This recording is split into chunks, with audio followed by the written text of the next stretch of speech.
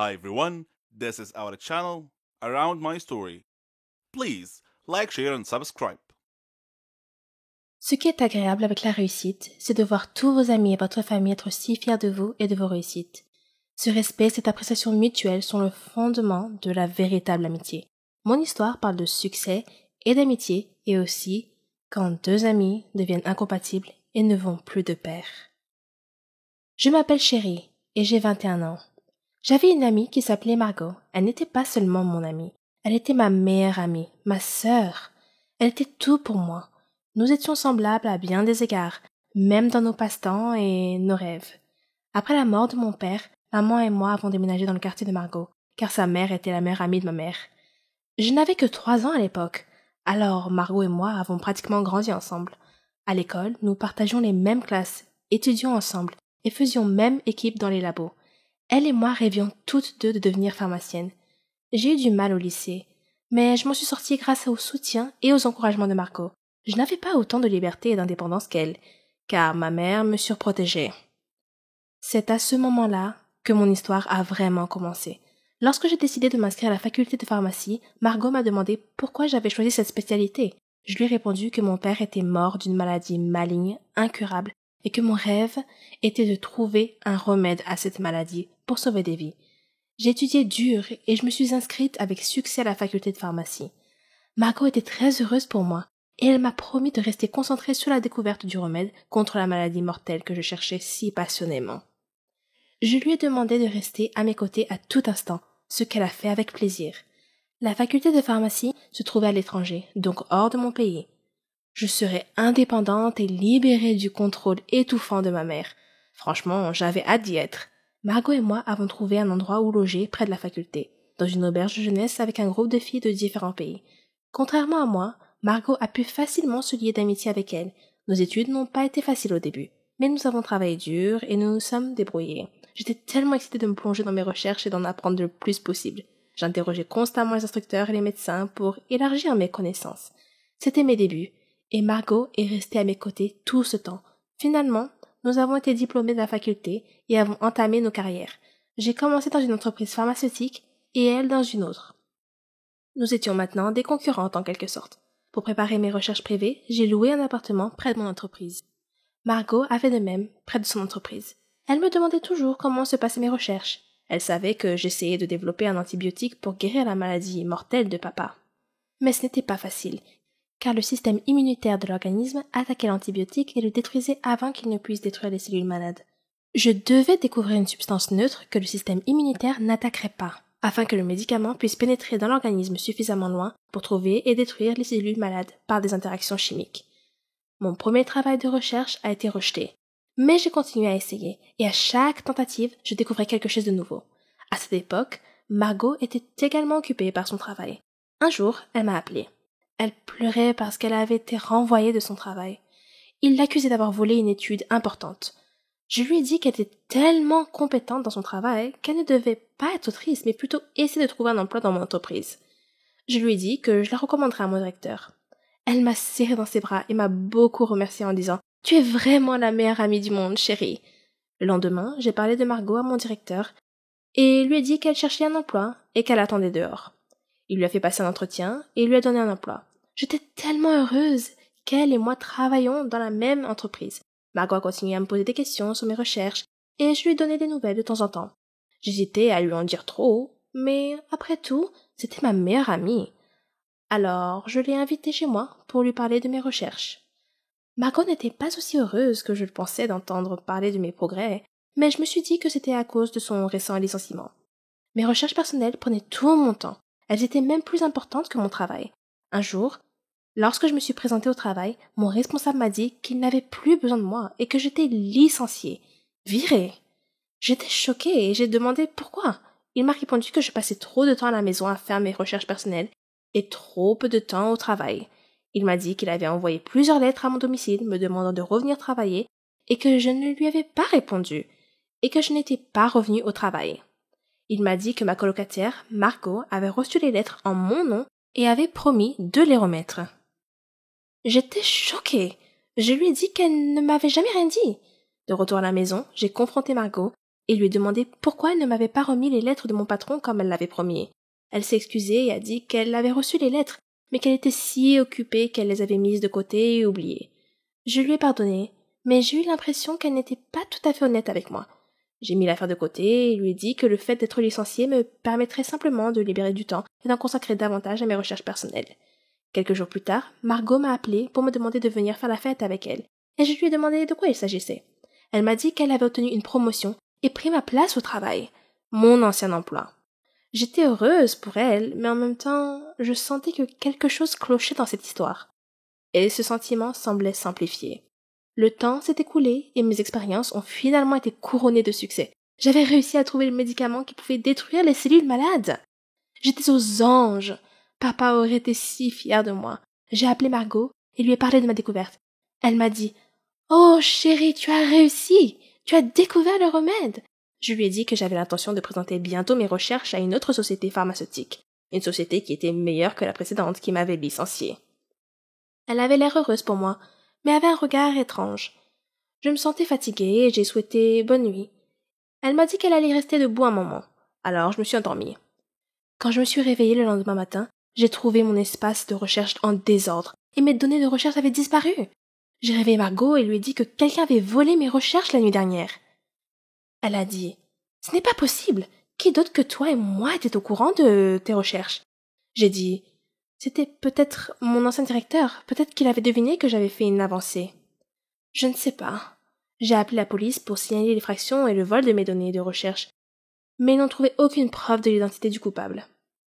Je suis retournée dans mon pays d'origine, déçue et abattue. J'ai trouvé un autre emploi, dans une entreprise proche de chez moi. De nombreux mois s'étaient écoulés. Je n'étais plus en contact avec Margot. Nous avions perdu le contact quelque part en cours de route. Et puis un jour, maman regardait la télévision. Quand elle a soudain vu une émission qui allait parler d'un nouveau médicament qui traiterait et guérirait la maladie maligne de papa. Ils allaient interviewer l'inventeur de ce remède miracle. Je me suis assise, captivée. Je devais la regarder. Quand le journaliste présenta l'invité, c'était Margot. Je ne pouvais pas en croire mes yeux. C'était elle. Elle avait volé mes recherches. Ma soi-disant meilleure amie m'a trahi.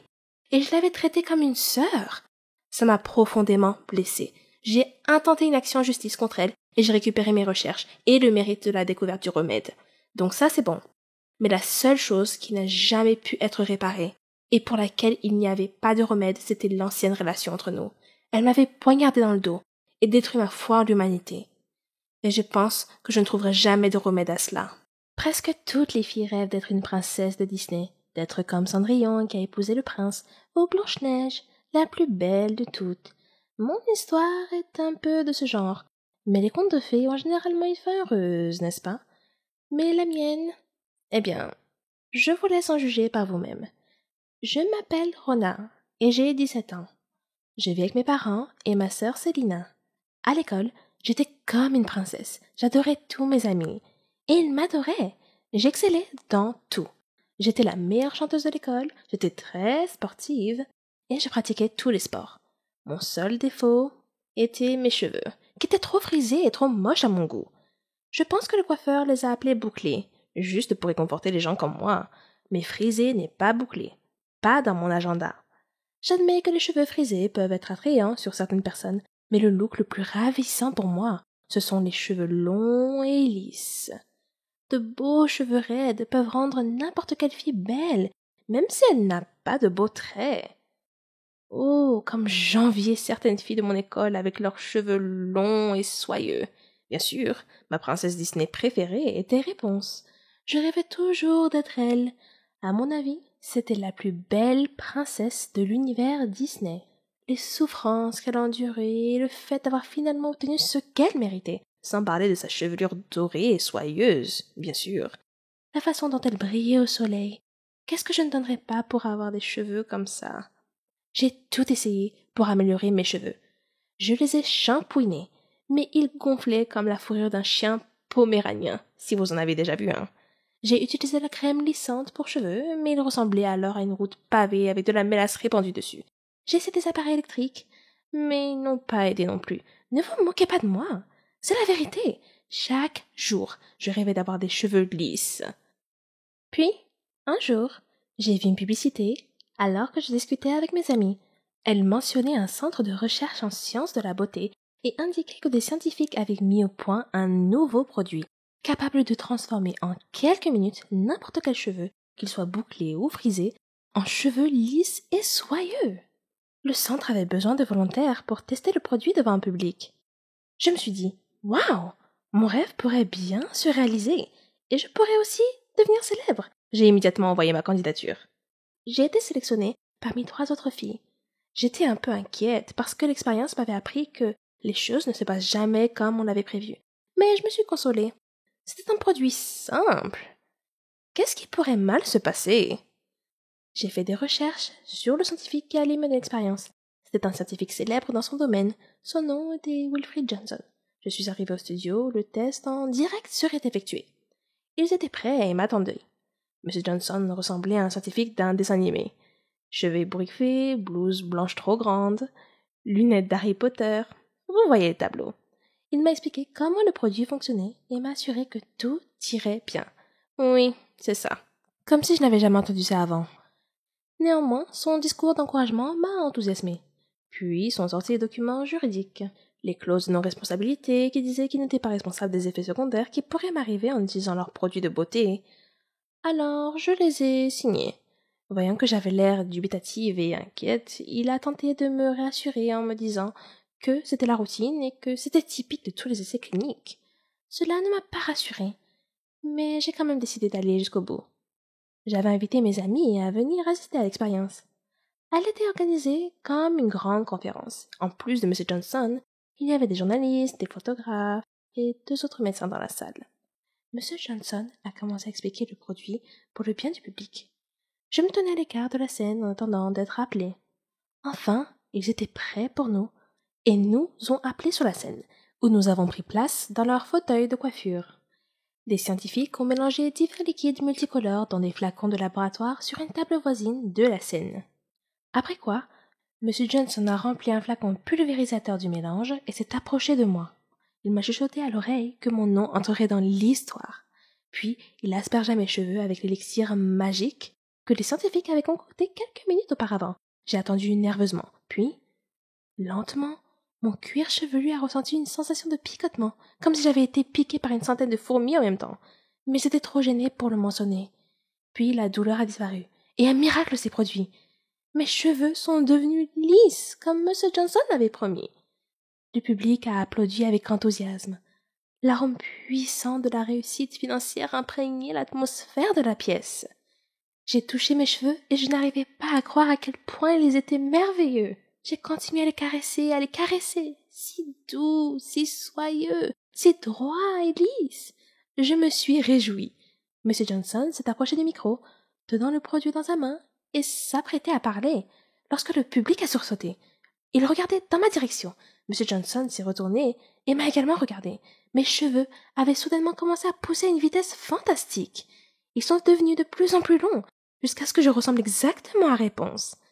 J'ai crié sous le choc. M. Johnson s'est précipité et a appelé à l'aide. Mon visage a pâli et je me suis évanouie. Quand je suis revenue à moi, j'étais allongée sur la scène dans un lit de mes propres cheveux, rassemblés sous moi. J'ai touché mes cheveux et oui, ils étaient encore lisses et soyeux. Mais mon souhait semblait s'être littéralement réalisé. J'étais en effet une réponse des temps modernes. C'est pourquoi j'ai voulu partager mon histoire avec vous aujourd'hui. Faites attention à ce que vous souhaitez. Vous pourriez l'obtenir.